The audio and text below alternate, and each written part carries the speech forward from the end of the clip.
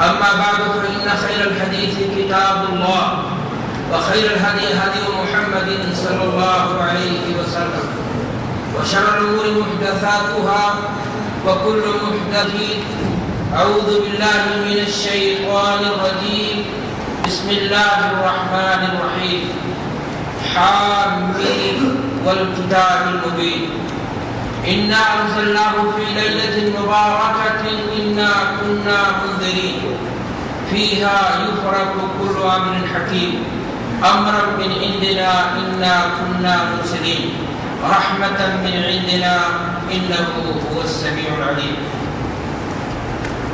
وعن أم سلمة رضي الله تعالى عنها قالت ما رأيت النبي صلى الله عليه وسلم يصوم شهرين متتابعين إلا شعبان ورمضان. حضرات علماء کرام، بزرگان محترم، کارکنان اسلامک دعویٰ سینٹر خرچین، معزز سامعین، مہینہ چل رہا ہے شعبان کا، اور اسی مناسبت سے آج کی مجلس منعقد کی گئی. آج کا موضوع بھی وہی ہے جو ہونا چاہیے. مہینہ شعبان کا ہے، اسی مناسبت سے آج کا موضوع ہے ماہ شعبان اور موجودہ مسلمان. ہم شکر گزار ہیں اپنے مخلص بھائی فاضل دوست شیخ ذاکر حسین مدنی حفظہ اللہ کے، جنہوں نے اس اہم موضوع پر کچھ کہنے کے لیے اسٹیج فراہم کیا اور اس موضوع کا انتخاب کیا اس ماہ کی مناسبت سے. اللہ تبارک و تعالیٰ ان کی کوششوں کو قبول فرمائے، ہم سب کی حاضری کو ہمارے لیے آخرت میں نجات کا ذریعہ بنائے. دینی بھائیوں، دوستوں اور ساتھیوں، اسلامی کیلنڈر کے اعتبار سے شعبان کا مہینہ یہ سال کا 8واں مہینہ ہوتا ہے. لیکن سوال اس بات کا ہے کہ اس مہینے کی شرعی حیثیت کیا ہے؟ کیا اس مہینے میں کچھ خصوصی اعمال عبادات ایسے ہیں جو اللہ کے رسول صلی اللہ علیہ وسلم سے ثابت ہے؟ اس مہینے کی 15ویں تاریخ کی شرعی حیثیت کیا ہے؟ کیا واقعی معنی میں شعبان کی 15ویں رات کو اللہ تبارک و تعالیٰ سمائے دنیا پر نازل ہو کر مشرک مشاہد پینا پرور کے علاوہ سارے لوگوں کے گناہ دیتا ہے؟ اس مہینے کے اندر کیا کچھ چیزیں ہیں جو لوگ دین اور عبادت سمجھ کر کے کرتے ہیں جبکہ سنت میں، کتاب و سنت میں اس کا کوئی ثبوت نہیں ملتا؟ یہ چند باتیں ہیں جن کی وضاحت کے لیے آج کی مجلس برپا کی گئی ہے. اللہ تبارک و تعالیٰ سے دعا ہے کہ وہ ہمیں حق کہنے، سننے، سمجھنے اور اس پر عمل کرنے کی توفیق عطا فرمائے. اللہ تبارک و تعالیٰ ہماری حاضری کو بھی قبول فرما دے اور ہمارے لیے آخرت میں نجات کا ذریعہ جہاں بنائے، رزق حلال میں بھی خوشحالی کا ذریعہ بنائے. یہی بات دوستوں اور ساتھیوں، سب سے پہلی چیز کہ ماہ شعبان کی شرعی حیثیت کیا ہے. لیکن اس سے پہلے میں آپ کی توجہ کو ان آیات بینات کی طرف مرکوز کرنا چاہتا ہوں جو خطبہ مسنونہ کے بعد آپ کے سامنے پڑھی گئی ہے. اللہ تعالیٰ ارشاد فرماتا ہے حامین. ہے اور میم مفسرین کی اصطلاح میں انہیں حروف مقطعات کہا جاتا ہے. کٹے ہوئے ہو، جو لفظ نہ بن سکے، جو معنی نہ دے سکے. مفسرین کی نگاہ میں ان حروف مقطعات کے معنی اللہ تبارک و تعالیٰ نے اپنے محبوب پیغمبر حضرت محمد رسول اللہ صلی اللہ علیہ وسلم کو دیا. اس علم کو اللہ تبارک و تعالیٰ نے اپنے علم کے لیے خاص ہے. سوال اس بات کا ذہن میں ضرور اٹھتا ہے کہ پھر آخر قانون اور دستور کی جو آخری کتاب انسانیت کی ہدایت و رہبری کے لیے جو آسمانی کتاب نازل ہوئی، اللہ تبارک و تعالیٰ نے اس میں ایسے الفاظ کو کیوں نازل کیا جس کا معنی ہم نہیں جانتے، جس کا معنی خود اللہ کے رسول صلی اللہ علیہ وسلم کو نہیں بتایا. دینی بھائیوں، یہ بات آپ کو بتائی گئی ہوگی، ضرور بتائی گئی ہوگی یہ دین کے جو احکام ہیں ہر کسی میں علت واضح نہیں ہوتی.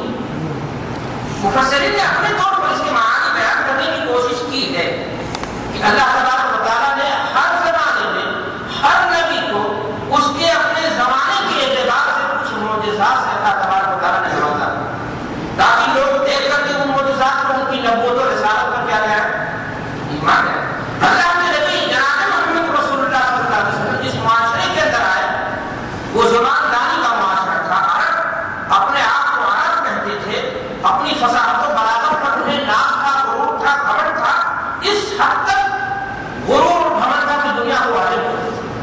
تو گویا اللہ تبارک و تعالیٰ نے انہی کی زبان میں قرآن نازل کر کے ایسے الفاظ اتار دیے جو جس کا معنی بتانے سے وہ کیا ہو گئے, گویا سبیل التحقیق جو ہو سکتا ہے چیلنج کے طور پر ہو سکتا ہے کہ اللہ تبارک و تعالیٰ نے عرض کر دی. مفسرین نے یہ علت یہ حکمت بتانے کی کوشش کی.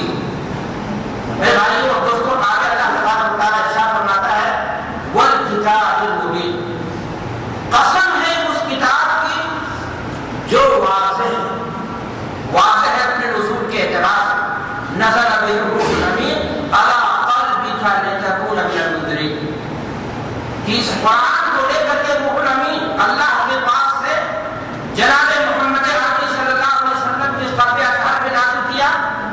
اس مقصد کے لیے تاکہ لوگوں کے دلوں کا تزکیہ ہو, لوگوں کے دلوں کی تطہیر ہو سکے, حواست و نجاست سے لوگوں کے دلوں کو کیا کیا جا سکے, پاک کیا جا سکے. آپ کو آخرت کا خوف دلا دے, انہیں جنت کا شوق دلا دے, جہنم سے انہیں ڈرا دے. یہ مقصد میرے بھائیوں اور دوستوں قرآن کے بارے میں نے آپ کو کہا کہ اپنے نزول کے اعتبار سے اور قرآن واضح اپنے معنی اور مفاہیم کے اعتبار سے کتاب فصلت آیات ہے.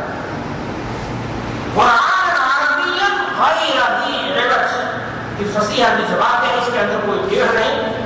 سمجھ کے اعتبار سے, دلیل کے اعتبار سے, حوالے کے اعتبار سے, عقل کے اعتبار سے کوئی بات اس کے اندر حوالے کے اعتبار سے غلط نہیں پائی جاتی. معنی اور مفہوم کے اعتبار سے بھی, ذکر اور نصیحت کے اعتبار سے بھی اگر آپ دیکھیں گے تو قرآن مجید اس سلسلے میں بھی واضح ہے. اللہ تبارک و تعالیٰ قرآن مجید کے اندر ارشاد فرماتا ہے وَلَقَدْ يَسَّرْنَا الْقُرْآنَ لِلذِّكْرِ فَهَلْ مِن مُّدَّكِرٍ.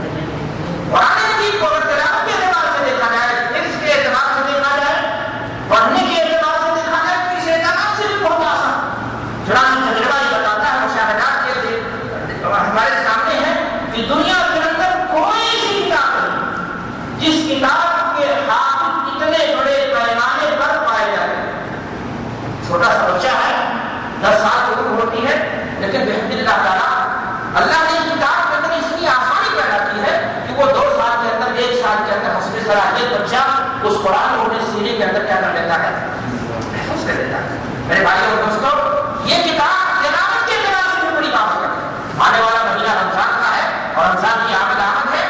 آپ کو چاہیے کہ اس کتاب ہدایت سے اپنا رشتہ جوڑنے کی کوشش کریں. تلاوت کے اعتبار سے یاد رکھیں, جس طرح سے اسلام کے اندر سلام یہ انسیت کو بیدار کرتا ہے, محبت کو بیدار کرتا ہے, اجنبیت کو دور کرتا ہے, اسی طریقے سے قرآن مجید کی تلاوت اللہ سے رشتہ پیدا کرنے کے لیے سب سے کامیاب ترین نسخہ.